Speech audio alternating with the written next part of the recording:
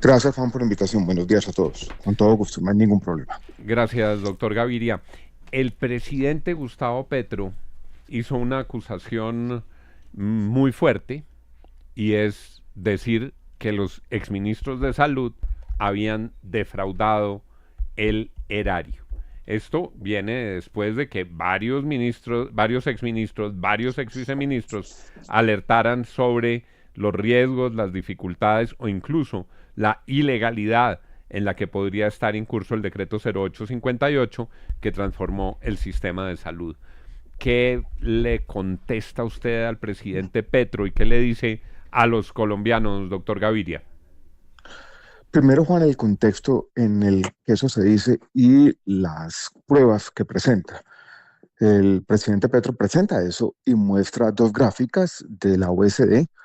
Uno, una comparación de países en los que se llama muertes o mortalidad por causas prevenibles y después mortalidad por causas tratables. No dice que en la primera gráfica se comparan mortalidades por cosas como accidentes de tránsito, siniestros viales, conflicto y violencia, y que nadie en el mundo utilice ese tipo de comparaciones para medir o comparar los sistemas de salud. La segunda puede utilizarse para comparar sistemas de salud, pero en ella a Colombia le va muy bien. De los países con similar nivel de desarrollo, de los países de América Latina, es el que tiene un nivel inferior en mortalidad por causas tratables. Esto es, ni siquiera la evidencia que estaba presentando dice algo. Lo otro, Juan, es una calumnia. La protección financiera en salud, lo que ha logrado nuestro país en términos de acceso a tratamientos de alto costo para toda la población, es un logro social que reconoce toda la región. Mis homólogos de ministros de salud, cuando yo era ministro, siempre decían lo mismo: cómo Colombia logró tanto con tan poco, cómo con $700 por habitante ustedes logran tener para pacientes oncológicos, para pacientes crónicos, para pacientes, por ejemplo, enfermos renales crónicos, un acceso con cero gasto de bolsillo. No reconoce ese progreso social que se ha dado en nuestro país y calumnia tratando de posicionar una narrativa. En eso estamos, Juan.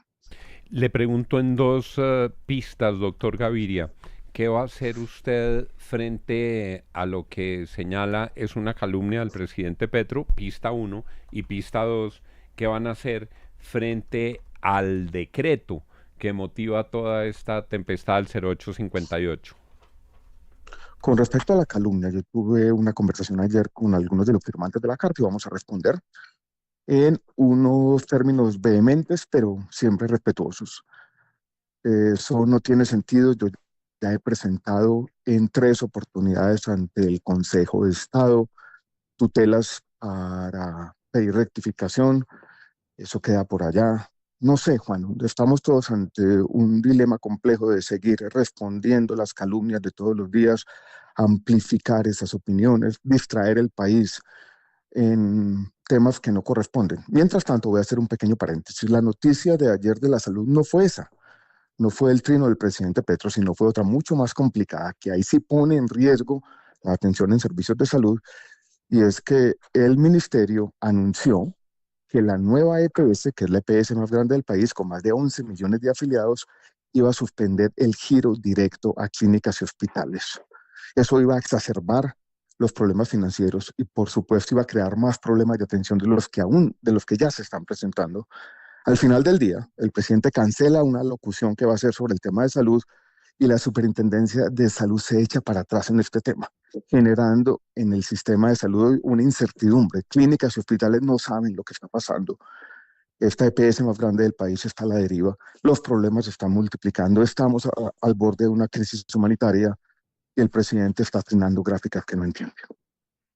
Don William Calderón. Sí, pero doctor Gaviria, y finalmente, ¿qué ocurrió con esto? Es decir, ¿queda en firme esa decisión y esa alerta que ustedes han planteado o finalmente el gobierno o la superintendencia a última hora corrigió? Parece haberse echado para atrás. Y hay una cosa, William, que es casi inaudita e inentendible. Está intervenida. Esto es, la Superintendencia de Salud puso allí un interventor. Ahora ponen un contralor, o sea, un interventor para el interventor. Ayer dijeron que no confían en lo que está pasando allí. En ese acto administrativo, en la primera parte, hacen un análisis bastante crudo de lo que está ocurriendo. Vuelvo y repito, está intervenida Y ayer dicen que se echan para atrás y que no van a suspender el giro directo, pero que el contralor lo tiene que revisar casi que pago por pago, ítem por ítem.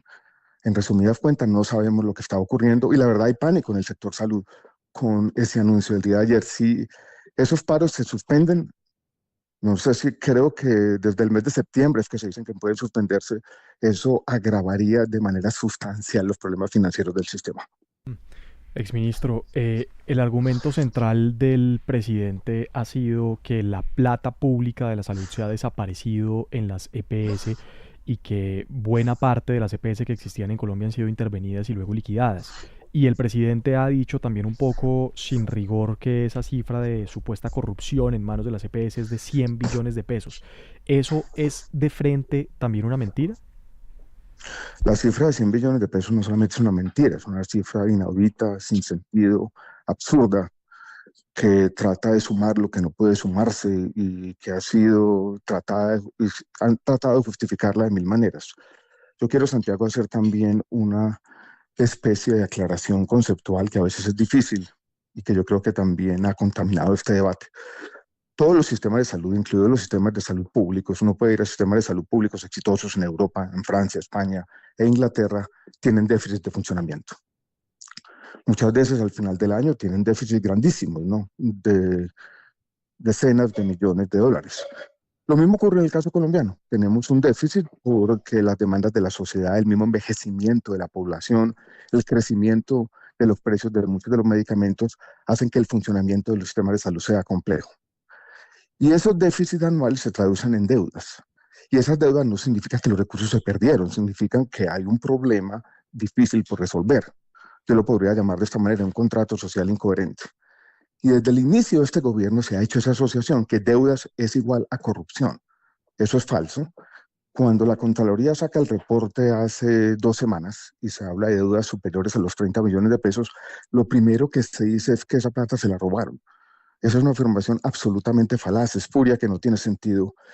Y Santiago, es difícil porque en esta lucha por los relatos es mucho más complicado tratar de explicar lo que está ocurriendo que simplemente hacer acusaciones sin sustento. Y mientras tanto, el sistema se deteriora todos los días. Y yo he notado, quizás en el último mes, cierta pasividad de la sociedad. El sufrimiento de los pacientes está ahí. Ustedes han jugado un papel a veces en visibilizarlo, pero a mí me llaman todos los días con historias. La semana pasada pasó desapercibida. Hay decenas de pacientes en Buenaventura, enfermos renales crónicos, que no están recibiendo la diálisis. Eso no pasaba en Colombia hace 20 años. En la enfermedad renal crónica, nuestro país era uno de los mejores del mundo. Todo eso se está destruyendo. 8 de la mañana, 14 minutos, doctor Gaviria. Le iba a decir que muchas gracias, pero tengo aquí una compañera de mesa que me da en el codo y me dice, no lo deje ir, que yo tengo otras preguntas para el doctor Alejandro Gaviria, y ya se imagina de quién se trata. Ya me imagino de quién se trata y ya me imagino qué ¿La pregunta? Pues es que yo llevo aquí la lista de los candidatos presidenciales. Entonces voy como en 63. No, se retiró el doctor Pumarejo, ¿no? Entonces que uno se sube, en otro se baja. Se retiró, sí. Es colega de ustedes ahora el doctor Pumarejo. Y yo conté en estos días, ayer contamos pues que usted quería ser parte de esa coalición con el nuevo liberalismo y con el partido Jorge Robledo y con el señor Fajardo, pero pues como que no lo recibieron ahí por cosas del pasado. Yo quiero saber usted, ¿en qué estado? O sea, ¿usted va al Congreso? ¿Usted va a ser candidato presidencial? ¿En qué partido? Porque sé que ha tenido varias conversaciones, liberales, la U. Sí. ¿En qué está? Bueno, ¿en qué estoy yo? Y respondo como de 2 maneras. La primera, lo presidencial. Yo no quiero sumarme a esa lista que ya me parece grotesca sin tener una idea clara de qué viene después, de cuál es el procedimiento, de cuál es la consulta. A mí me parece que estas aventuras individuales presidenciales le están haciendo daño al país, que no tiene sentido. Yo me sumaría a eso si hay un procedimiento, hay una consulta ya definida, hay una idea de lo que viene después. No quiero hacer una aventura individual. Me parece que ser precandidato presidencial, esto es autoproclamarse presidenciable, es quizás la posición más desprestigiada del país en este momento. Entonces yo estoy viendo a ver qué puede armarse ahí. Mientras tanto, y las dos cosas están relacionadas, por supuesto, yo he venido teniendo conversaciones. Me buscaron primero para ver si como resultado de ese proceso, o quizás de manera independiente, yo puedo ir al Congreso de la República, encabezar una lista del Senado. Yo creo que ustedes ya lo han dicho, he tenido conversaciones con el Partido Liberal, con el Partido de la U, con Cambio Radical. ¿Y con Y cuál estoy en esas, no ha estoy en decidido? esas darse. No, no he decidido todavía, yo creo que con un poquito de todos. tiempo. No, O pues si hacen con una todos puedo coalición, conversar. si hacen una coalición Bueno, fuerte. si hay una coalición verde con todos, por ejemplo, para el presidenciable es posible, pero voy a tomar una decisión en este mes. Yo tampoco me voy a quedar en esto infinitamente porque también quiero saber para dónde voy. Bueno, yo creo que ha sido claro, ¿no? Totalmente claro, el Senador. doctor Alejandro Gaviria. Y les quiero decir una cosa al aire, y que me perdonen muchos, y que muchos se van a molestar. Me parece que el doctor Alejandro Gaviria está dando una señal importante en estos momentos de Colombia. Él ha querido ser presidente de la República, tiene una hoja de vida muy brillante y está diciendo, no cierro la puerta de ir a una lista de Congreso. Si todos quieren ir a la candidatura presidencial y vuelven a abandonar el Congreso, la situación para Colombia puede ser muy difícil. Tan importante para Colombia Don Juan, como una buena elección de presidente es una buena elección de Colombia, y creo que esta voz de Alejandro Gaviria la debían recoger muchos candidatos de excelentes calidades que podrían prestarle un servicio al país desde el Congreso de la República, profesor Quijano. es la cuota inicial, don Juan, de ese sueño que se ha tenido por décadas, que alguna vez digamos, se cumplió, y es tener un Congreso admirable. Realmente que se admiren a los senadores, prohombres, sí, de unos personajes, incluso, don Juan, como cuando los concejales no les pagaban, que los concejales le prestaban un servicio a su pueblo, a su municipio, a su ciudad de manera gratuita. Ese tema del Congreso admirable lo encabezan personas, ojalá, como Alejandro Gaviria, y usted tiene razón, don Juan, y muchos de esos 80 precandidatos que no van a llegar a ninguna parte. Ojalá se fueran para el Congreso con la formación que tiene Alejandro Gaviria. ¿Puedo disentir, don Juan? Sí, señor, pero Es que a mí por sí me supuesto, parece... esta no, es la a mí me libre parece- expresión en la cabina. Me parece mala noticia, porque si hay una figura en Colombia que podría sacar adelante el país, perfectamente podría ser el doctor Gaviria. Es que el temor que me da a mí es que repitamos el error como país de lo que pasó en el 2022. Y es que quedamos entre el malo y el peor. Pero William, le pregunto como abogado del diablo, y ahora le vuelvo a pasar la ¿Quién era pelota al el malo y doctor. quién era el Ah, no, eso sí, peor? usted, Darcy, escoge ahí. Le No, pregunto, no. le pregunto Escoja. le pregunto al doctor Gaviria, porque es que yo creo, William, que la importancia de lo que dice Alejandro Gaviria es, este país no se saca solo con la presidencia. Y yo quiero recoger lo que hay en el fondo de esa idea.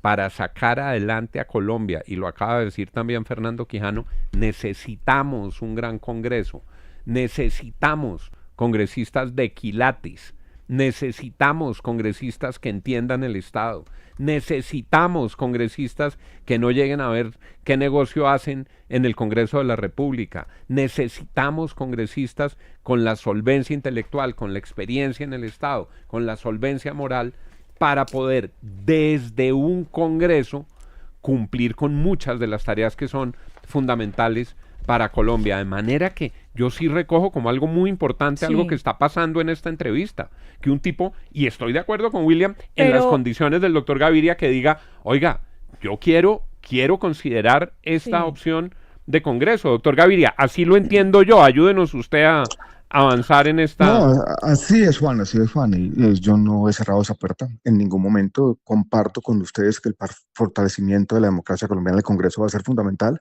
Incluso comparto una visión quizás un poco más trágica. Cuando yo tuve el primer contacto con el mundo de la política, que fue en el año 2022, yo fui subdirector del Departamento Nacional de Planeación en el primer gobierno de Álvaro Uribe. Ese Congreso de entonces, el primero con el que yo interactué, allí estaba Carlos Gaviria, Rafael Pardo, Juan Camilo Restrepo. Era un Congreso, por supuesto, con problemas, pero era un Congreso que tenía gente de esa estatura, que tenía gente que podía dar debates nacionales, y yo creo que hacia allá se tiene que mover nuestra democracia.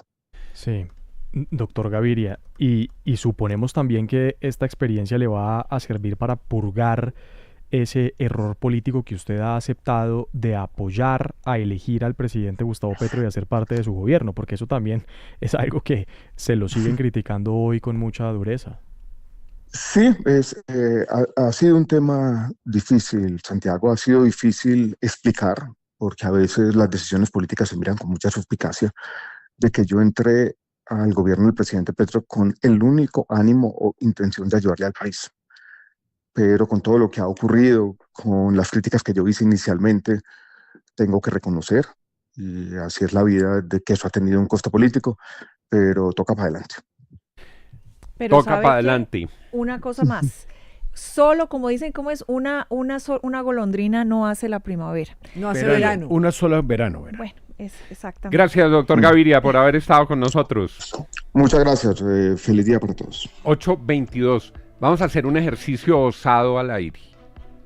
Sí. Díganme cada uno, si quieren hacerlo, el nombre de un precandidato a la presidencia que sería buen senador, para decirle, oiga, le mandamos la copia de esta entrevista con Alejandro Gaviria. Uy, yo tengo uno. Oigan lo que está pensando No, Alejandro ¿uno? Gaviria. Tengo Usted sería un buen congresista. ¿Quién? Yo, Daniel Oviedo. Daniel Oviedo, Sí. para que vaya al Congreso. Sí, excelente, ¿no? Don William Calderón. Yo pensaría en De la Espriella, en el Congreso. Abelardo Alespilla en el Congreso. Profesor Fernando Quijano. Es que aquí le iba a sacar una lista, don Juan. Mire, Luis Carlos Reyes sería un gran congresista. Ingrid Betancourt puede. debería de volver al Congreso. Abelardo de la Espriella, José Manuel Restrepo, el exministro, Juan Carlos Echeverry, Enrique Peñalosa, Luis Gilberto Murillo, José Antonio Campo. Es decir, Juan Carlos, es que hay la lista de esos 80 que hoy aspiran a la presidencia. Pero vea, Deberían Ese de sí ser. sería Qué una gran- renovación. ¿Quiere qué que gran siga? congreso el que tendríamos. Siga, que ¿Quiere? me gusta este ejercicio. Le estamos, y yo creo Pero que es le que ayudamos para- a para Juan Colombia. Guillermo Usted me Zuluaga, leyó. María José Pizarro, Susana Muhammad, el mismo Gustavo Bolívar, María Fernanda Cabal, David Luna. Son personas, aquí estaba Alejandro Gaviria, es decir, son personajes que deben probarse en el Congreso. Darcy. Usted me leyó y lo que yo iba a decir es, una golondrina no hace el verano, se necesita un gran grupo porque una persona solita ahí pues se pierde, no puede hacer ningún cambio. Yo le doy otro candidato, Otro. Enrique Peñalosa. Enrique Peñalosa. Sí. Él ha dicho que no quiere ir al Congreso. Al Él Congreso fue no. representante a la Cámara y lo revocaron en la constituyente del 91 y entonces estuvo apenas unos pocos días. Pero es que me parece tan importante lo que dijo Alejandro Gaviria y lo dice desde quien ha corrido por la presidencia de la República y tendría credenciales. Es, ojo, miremos el Congreso, Santiago Ángel. Una gran senadora, Claudia López. Claudia López. Claudia López ya fue senadora y fue La buena mandó al senadora. Congreso. Pero Mi no, pronóstico no, es que en pocos minutos don Santiago Ángel sí, recibirá sí, ya. una Mauricio llamada. Cárdenas. Pero no, hay una Mauricio cantidad. Cárdenas. Pero- Juan, pero Mauricio es que Cárdenas esa- de pero senador antes en que la eso- Comisión Tercera. Usted Juan se Guillermo imagina- Zuluaga. Usted, Claro, lo usted se acabamos de imagina una comisión económica donde esté Mauricio Cárdenas, José José donde Manuel esté Restrepo. Juan Carlos Echeverry, donde esté Sería José un Manuel Restrepo. Pero Sería si un usted país tiene- si usted absolutamente tiene un buen funcional. congreso, Distinto. usted tiene un buen congreso, Juan, doctor Quijano, compañeros, pero tiene un pésimo líder en la presidencia de la República que demuela el país. ¿De qué le sirve el Congreso? Ah, no, o sea, yo creo al que hay que revés. pensar. Antes mejor, es el Pero contrapoder. Hay que El pensar equilibrio de en poder, esos claro. grandes nombres como el primer designado de la nación. Bueno, para seguir con la osadía de hoy, y lo voy a decir al aire, hay que pensar realmente, y cada candidato lo tiene que hacer, para valorar su elegibilidad. Si es más lo que suma porque tiene elegibilidad y puede sacar adelante una candidatura, o es más lo que resta porque no tiene elegibilidad y divide, pero le podría Sí. prestar un servicio formidable al país por sus condiciones humanas desde el Congreso de la República. Ojalá muchos hicieran esa reflexión que hoy nos ha surgido en la Gran mesa parte- por cuenta de lo que acaba de decir Gran Alejandro parte del Gaviria. fenómeno en su momento de Iván Duque tuvo que ver con que pasó por el Congreso. Y fue muy buen senador. Y fue muy buen senador. Y les quiero decir, antes para ser presidente de la República Había que ser senador. había que irse a Washington. Antes había que irse Hoy le tengo a los caminos. otros cargos. Para llegar a la Casa de pero, Nariño. profe, espéreme. Los últimos presidentes de la República hicieron su camino a la presidencia desde el Senado. El anterior se llamaba Iván Duque y el presente se llama Gustavo Petro. Sí. A Gustavo Petro no lo eligieron por la alcaldía de Bogotá, que además fue una alcaldía muy controvertida y con resultados precarios. Lo eligieron porque como senador fue un gran jefe de la oposición. Ojo, ir al Senado hay que volverlo a valorizar. Mire, don Juan, hay 5 caminos para llegar a la Casa de Nariño. Y son los caminos tradicionales. Unos ya olvidados, pero son caminos. 1, por el Congreso. O sea, que a la Casa de Nariño se llegue por el Congreso. 2, por ser mandatarios locales o regionales. Ser gobernadores o alcaldes. 3, ser ministros. Antes venían por el destacamiento diplomático, venían de embajadores, habían pasado en Washington, habían estado en Londres y venían a hacer su carrera presidencial. Y el quinto y el más vetusto, y ojalá no lo reanimen, es el camino de los delfines. 827. Solo 2 presidentes de la República de los últimos tiempos no fueron congresistas. Juan Manuel Santos, que Uno. nunca tuvo un cargo de elección popular, excepto la de la presidencia. Fue ministro de Hacienda. designado Ese y es uno, fue... pero no fue, nunca fue elegido. congresista. Ah, bueno. No. Nunca no fue había alcalde sido ni gobernador. congresista. ¿Y se acuerdan el otro?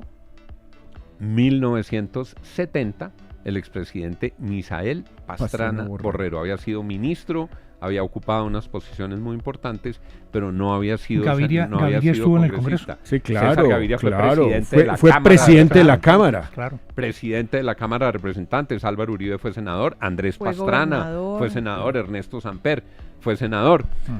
829, la FM, las noticias con rigor. En TQ nos mueve la confianza.